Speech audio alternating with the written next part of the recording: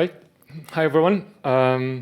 Welcome to this quick session today. We're going to talk about analyzing traces in real time. So my name is Fawaz Ghali. I work for a company called Hazelcast. I'm principal data science architect, and I lead DevRel.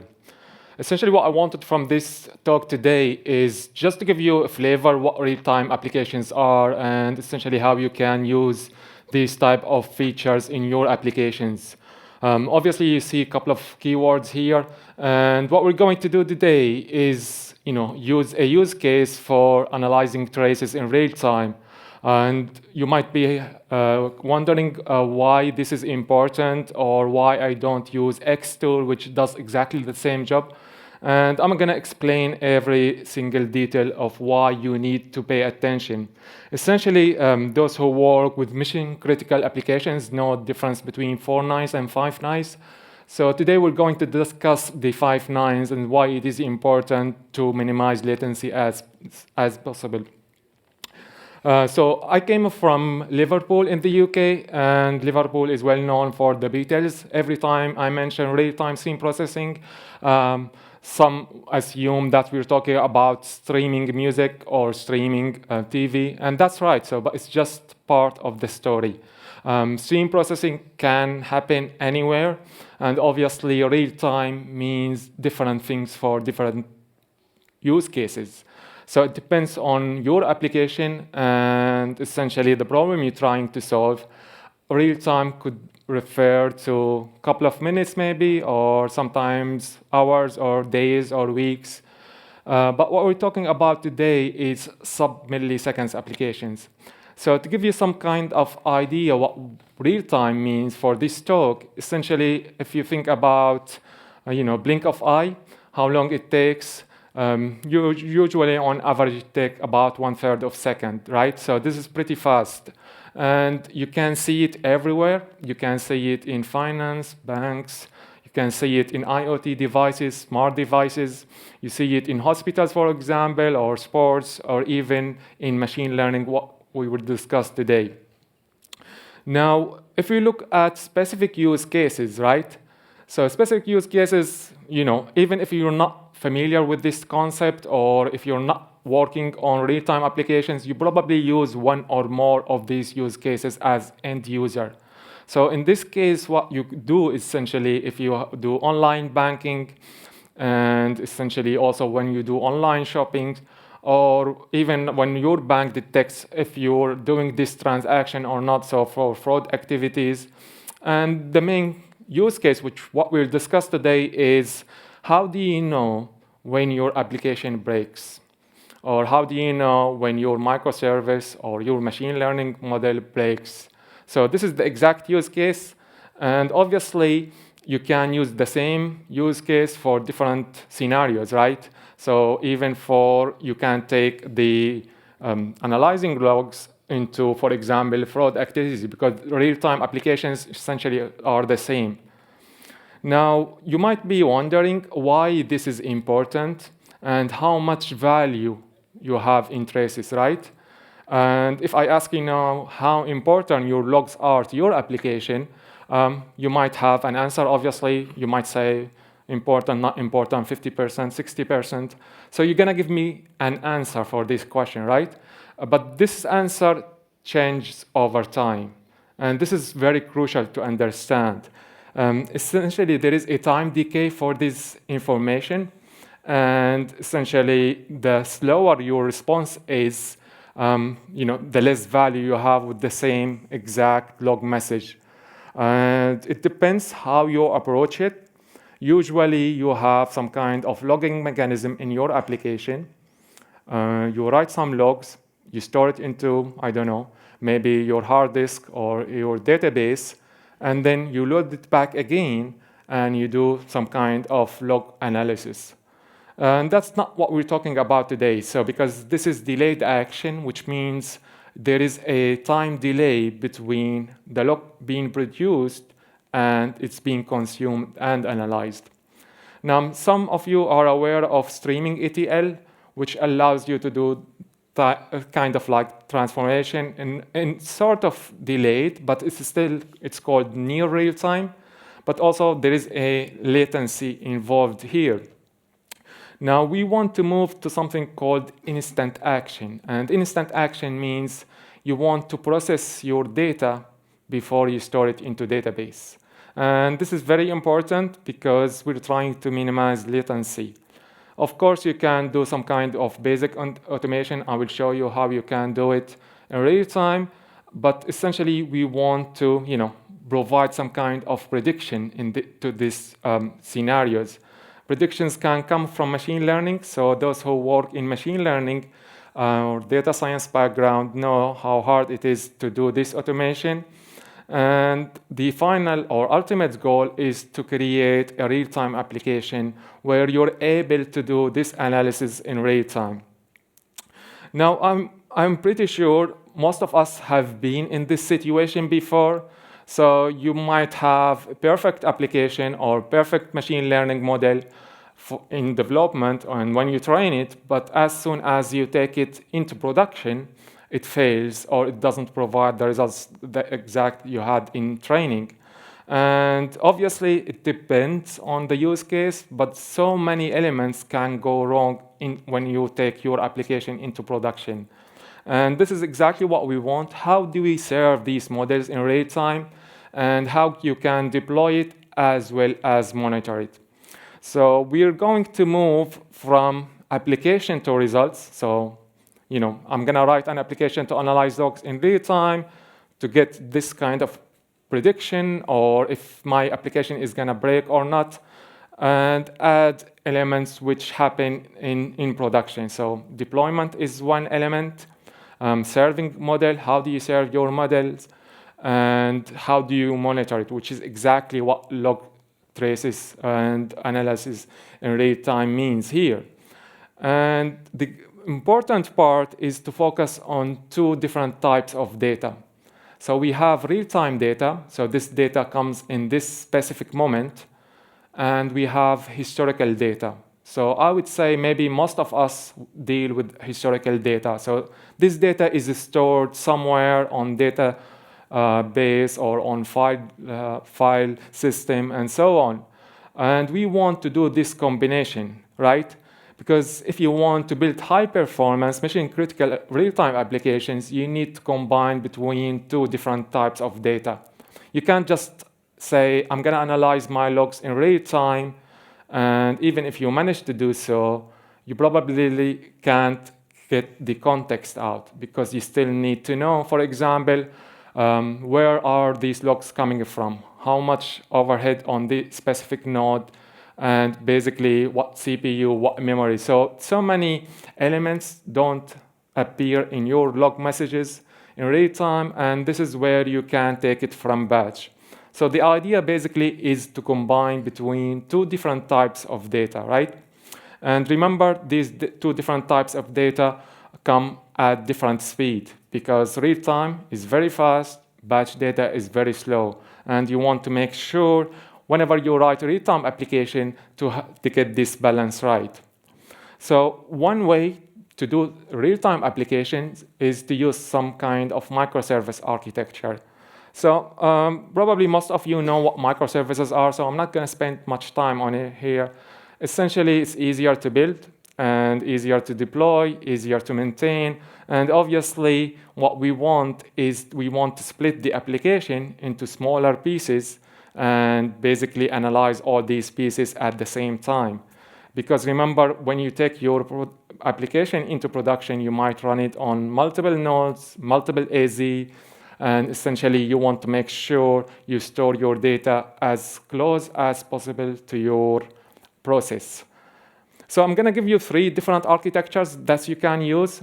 Obviously, you don't have to, but this is kind of like best practice for writing real-time applications. Essentially, the first one is the client mode. So the client mode essentially, the embedded mode. So embedded mode means that if you have a Java application and you have some kind of POM file, essentially you import the cluster into your application and your node or your microservice, and then you can connect it to the cluster. So this is very good for ultra-low latency, so where you try to minimize latency. but it's not practical, right? Because you don't have the ability to have embedded mode if you want to write, for example, I don't know, mobile applications and you run it on some kind of cloud solution. So what you can do is use the client mode. Essentially, you split your application. So you have microservices running, and then you have different architecture for your cluster for stream processing. And this will allow you to scale the cluster, which means basically add more or remove nodes from your application. Or what you can do is have a kind of combination between the two. So combination means here you actually have a pipeline. I will show you what pipeline is and how you can actually connect it to your cluster. So that's all good. Now let's just look at specific use case about how you can analyze logs. So on this slide here, you can see you have action. So you're generating some logs. So you have a library to generate logs. And from here, you have time-based SLA, which means you need to respond in specific time frame. And this time frame is essentially sub-milliseconds, so it could be 50 milliseconds, 100 milliseconds, and so on. And then you need to actually provide some response. So in here, what you see is you need to ingest the data, you need to read your log message, and then you need to do enrichment. So most applications which do a real-time analysis on logs don't have the enrichment part because they focus mainly on log messages. So you have log message and you analyze the log. So you can use NLP, for example, or some kind of machine learning classification for it. And then it provides some kind of output. So we're taking it a step further, right? We're trying to enrich your log messages. And that's what enrichment is. And we also do the data transformation. So for example, if you have some kind of, I don't know, some kind of error messages level between 100 and 100 or 100 and 1000, and essentially you can do data transformation, which allows you to measure different features within your application. Obviously, prediction in real time means you use real-time feature store or online feature store to do this prediction in order to get the results that you expect. So how does it work? First step is to ingest the real-time data, and then you need to enrich it. You need to add context to your log messages, and then you do add or remove. It depends what the data transformation you want to do, and then you apply the real-time machine learning, which means you run it into production in this moment in order to get this response. Now, there are two ways to do it. So the first way to actually do this type of applications is DIY. Essentially, you connect multiple tools and multiple frameworks in order to actually get the exact same results we're trying to achieve here today. So on the left side, you see your input sources. So input sources could be coming from IoT device, for example. You have logging message on your IoT device. Could be coming from Kafka topic, for example, or even have some historical data stored into database. You can use various tools to do stream processing and do in-memory compute, and then you can use tool for online feature store and state store, and then you can have ETL on top of it in order to get results, right? So I would say if you follow this approach, you probably add latency to your application, right? So latency can come when you try to connect multiple tools, and also you do more integration, which means you spend more time on development, and also you spend more time on maintenance. So this is one way to do it. And the other way is basically when you are able to do stream processing and fast data store in one platform. And that's what Hazacast is. So it's a unified data platform which allows you to connect your application. So you don't change your application, right? You keep your application as is. What you change is how you connect your application. So you can use Java, for example, for it, or you can use SQL, as I'm going to show you today. So if you're coming from machine learning or data science background, you can use SQL to do a log analysis in real time. And the cool thing about it is you can connect multiple sources. And the fast data store allows you to load the data from database, which allows you to provide context or some kind of historical data in order to make sense out of your log messages. Now, when it comes to scaling, and this is very important, so if you have an application and you have log messaging or log library attached to it, it's easy to do it in real time. But if you want to scale it, you probably need some kind of scaling mechanism to actually minimize latency. And scaling means different things for different people. So when I mention scaling, some people assume we're talking about scaling the compute or scaling the data. And the right answer is combination between the two. So you want to be able to scale your data as well as scale your compute or your microservices. And you want to actually store it as close as possible. So if you have, for example, two nodes, one in the US and one in Europe, you want your data in Europe to be as close as possible to your process in Europe, and same thing for the US. Now, those who work with Kafka know basically you can ingest data from Kafka, you can do stream processing, and the question becomes, how do you connect your machine learning model into a Kafka topic, for example, where you read your log messages? There are some libraries to do it, and essentially you can use map using Python, which allows you to run a Python model or Python process on top of the Python virtual machine and connect it to actual Kafka source, do some kind of real-time stream processing, and ingest the data. Now let's just look at the example here and how it works. So my log messages actually are coming and stored in Kafka topic. So here we have a log messages, and the log messages are stored in key value pair. So we have key, which represent maybe the IP address, port number, and application process ID.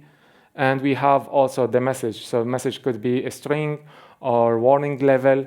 And what I want is to be able to predict if my application is going to crash or not. Now we ingest this data into the platform, and this is where we can do data enrichment, because log messages in isolation don't mean anything. Even if you manage to get a warning message of 90%, what does it mean? Does it mean that your application is going to crash, or does it mean it needs more resources? And if the answer is yes, does it need more memory or more CPU? Or even if you want to be able to scale down, because on average, you know the numbers of transactions and events per second or per time frame. But what we want is to be able to handle data spikes. So data spikes essentially like, for example, Black Friday events, where you get maybe 10 times more than the average. Now, in order to show you the actual code, obviously, it depends on which programming language you use and essentially also what type of log messages you already have.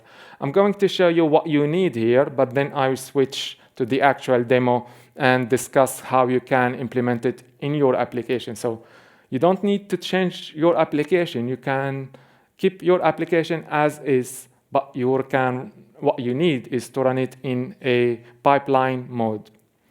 Now, what you see on the screen here is a Java code. So those who are familiar with Java, what we're trying to do is essentially create a map. And this map essentially have a key value pair. And the key represents where my log message is coming from. And of course, the value is maybe the message level or even the thread name and logger name. Now, in order to be able to run it, we have two ways. So one way is to provide alerts. So you get messages, and you use machine learning to do some kind of maybe linear regression or classification. So essentially, you have a stream of data. You try to build a trend out of this data. And from this trend, you are able to detect if your application is going to crash or not, or if you need more resources or not. So this is one way, alerts. And the second way is essentially to move to some kind of defining trends within the historical data.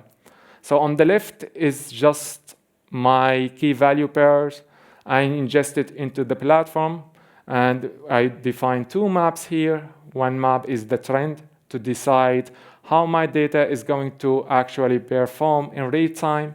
And then from there, I can create a second map. And this second map will tell me exactly when and which microservice and which process I need to pay attention to. Now, if you're interested in the architecture, obviously, you can see here you're ingesting the data in real time, maybe from one source or multiple data sources. It depends how big your application is. You need to add timestamp, obviously, to it. If you can't extract it, and you do some kind of trend calculation, so you can use machine learning for this part here. And the machine learning part is not important because you don't want to, dedicate a specific classification method or specific machine learning method, and then you take it into production just, to not be able to get the same results. So choosing the right machine learning model is not important. What is important is the ability to switch between models in real time. I will show you how to do it. So from this calculating trend, I create a trend map. So this is a map structure in memory. Obviously, if you're dealing with billion transactions or billion events per second, you need to have eviction policy on your map. And I can use this trend map in order to provide some kind of prediction. And I will store this prediction into a different map. And then I can output it to different output or different things. So I can save it into database or send it back to Kafka or even send some alerts to end users. So let's just switch quickly, and I'm going to show you what you need to do in order to follow the same approach and provide some kind of structure to move your application from batch into real time. I'm going to use Java for it, but you don't have to. If you want to describe a specific use case or different use case or different scenario, come grab me after we finish this session. I'm happy to show you how you can do it. So the first step here is to actually integrate Hazelcast into your platform. So in here, I have a POM file, and this POM file essentially just describe, I'm going to use Hazelcast in my application, and I'm going to use the stream processing capabilities. And on my machine, I have Kafka running. So Kafka running in the background here on the left side. It's not important, but I show you what you need. So you need basically a broker, Kafka broker, and Kafka server. Now, in order to generate this data, I'm going to use a publisher for it. Of course, in your case, it's going to be your logging mechanism. So from here, if I run this code here, you can see these events or these log messages in real time. So remember, these are happening in this moment. It's not stored into database, and we want to be able to process it before we store it. So the code is simple here. We have a Kafka producer, and we're reading the log messages into it, and we're sending it to Hazelcast. Now, the main application here essentially creates a pipeline. So I mentioned pipeline before. Those who are familiar with Lambda architecture know what Lambda architecture is. If you're not familiar with Lambda architecture, essentially it allows you to run multiple commands at the same time. So this should be able to actually do a distribution on this process itself. Now, if I run it, you can see here the actual output. So from here, you can see I got, for example, 5 messages or 5 events per second, 4, 3, 8, and 10, and so on. But what does it mean? Like, you can actually do a log analysis in real time. So for example, you can detect a warning level, or you can do NLP on the message itself, or you can, for example, do event sentiment to decide if it is positive or negative. But that's just part of the story. Now we want to enrich this data. Now, in order to enrich this data, I'm going to show you the code here, and then I will run it. So first part, we keep the application running as is. What we want is to be able to enrich these log messages here. Now, let me just run it outside the embedded mode now. So let's just stop this process here, and I'm going to run it from the command line. So from here, you can see this is our exact command for running a Kafka broker and Kafka server. So you can find this information online. And then I'm gonna use the Hazelcast as in the command line. And what I'm doing here is I'm generating stream of data. So stream of data is like maybe a for loop, or essentially you know the start, but you don't know the end of your data. So this is different from historical data. So now if I ask you, how many records in your database, you probably know the answer, or you can do count and tell me the answer. But for streaming data is different story. In some use cases, not every single use case, you know the start because that's where the process starts, but you don't know the end. Now, in order to process it in real time, what you can do is digest it and split it into windows. So for example, you can define a window frame, you give it size. So for example, I want to analyze 10 messages, and then you can slide this window. So you need to decide what this sliding value is. So for example, you can slide by one by one, or because it's 10, you can slide it 10 by 10. So here I'm just using SQL. So those who are familiar with SQL, I'm going to use the SQL interface. Now I switch from Java into SQL. Of course, you can do the same with Java. So this code allows me to generate this data. And essentially, I do select. And from this select, you will see your results in just seconds. So now it's running in the background. So if I do show me the log messages from event 2, and I'm going to increase the size, font size here, so you can see it. So if I tell it, just I want events from, messages from event 2 or process 2 or microservice 2. So you can see these are the messages. So I can attach, for example, a value to it. So I can take from 0 to 100. So depending how important my log message is. And then I can do counting as well. So what you see on the screen here is data in real time, data in motion. And this is not coming from database. While it gives you some kind of idea how you can analyze it in real time. So you can say, if the value, for example, above 90%, give alert, for example, or flag it as a critical log message, or if it is below, just drop it out from this table. So you can do this, but I would like to know why it is 90, right? So 90 by itself, a value, is not, is not meaningful, right? So yes, you can act on it, but it doesn't give you the full story.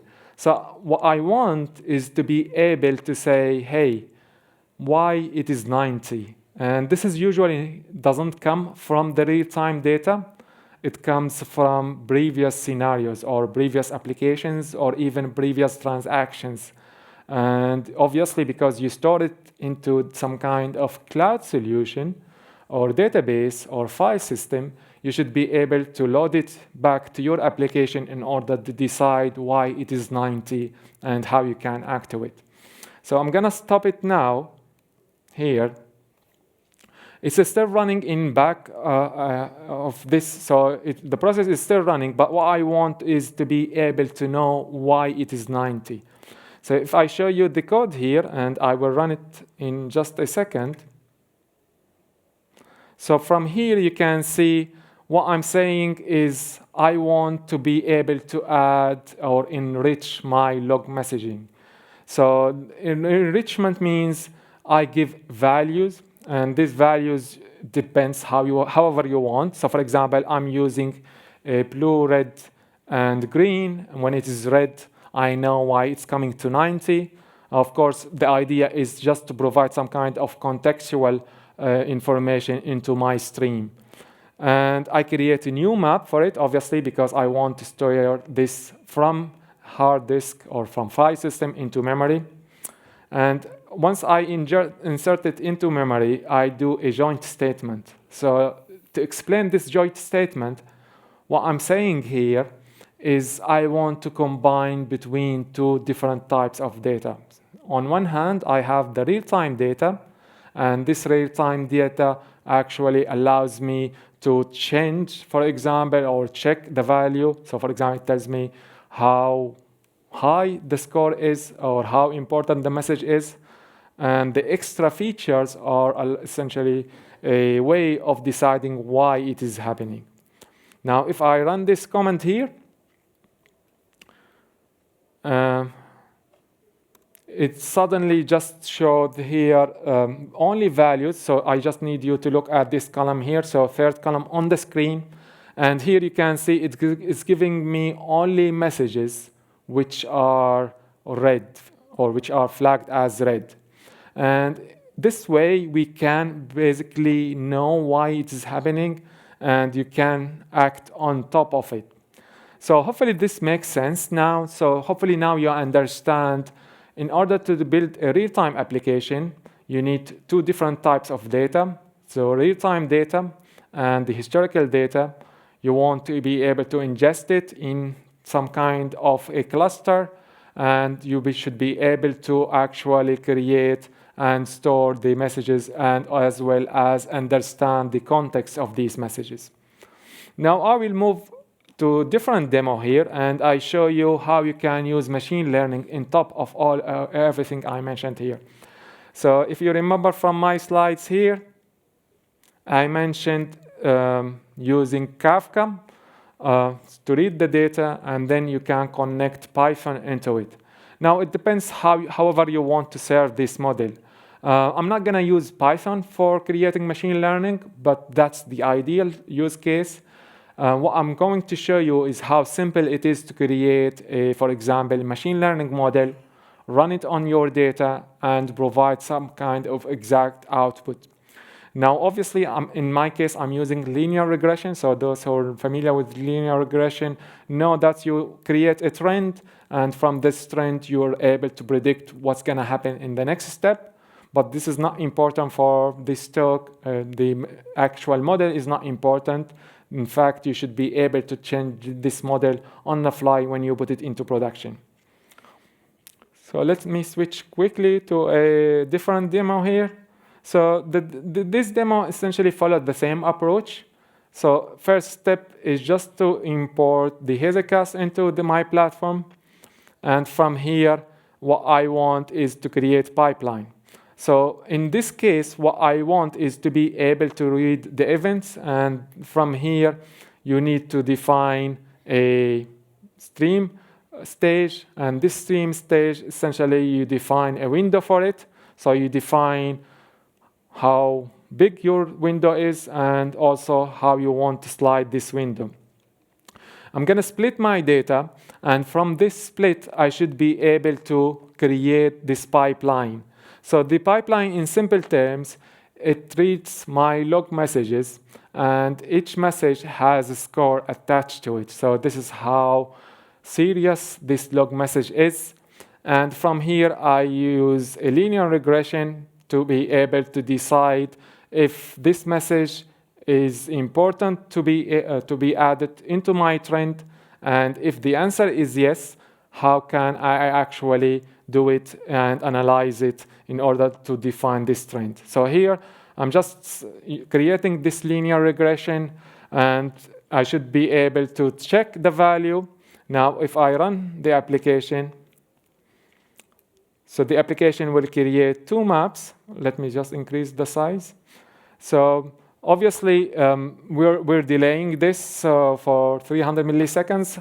And you actually see timestamp, and you see score. And from this score, you can predict if the next message is going to be warning message or it's going to be error message. And obviously, you should be able to enrich the data. So similar to what we did in the SQL, you should be able to do it in Java as well. Now, these are two use cases, but obviously, if you have a large-scale application, and this large-scale application, for example, say I want to track changes in real time for an application which I don't have access to. In this case, so, for example, Wikipedia. If you want to analyze changes on Wikipedia and you want to write application for it, you need to be able to read the Wikipedia stream, so which allows you to say, these messages are coming from this IP address from this user.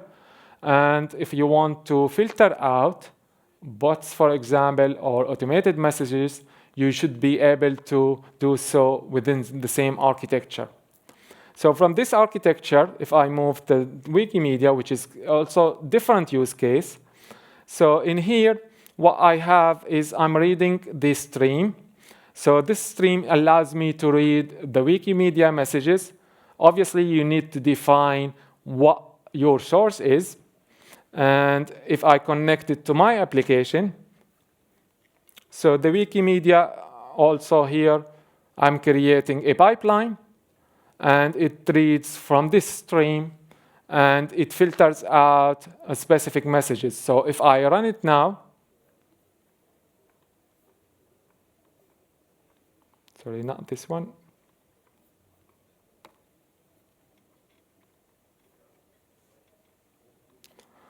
So what you see on the screen here is a real-time data again, but this data is coming from Wikipedia. And obviously, message changes over time, and this comes in sub-milliseconds as well. So messages can be generated, for example, by a human or by bot, or by a script.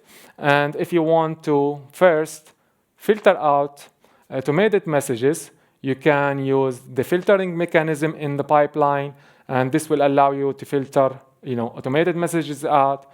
But if you want to enrich it, if you want to know, for example, why this change happened, you probably need to connect it to some database or some file system. You need to load it into memory, and from there, you should be able to actually process it in real time and provide context. So that's pretty much what I wanted to cover today here. Obviously, it's open source, so you should be able to download it and run it on your machine and within your application. So there is a Slack community. If you have any question or if you want to share your use case, come and grab me afterward. I think we have some minutes here to questions, so feel free to ask questions. I'm going to repeat it on mic and then answer that question.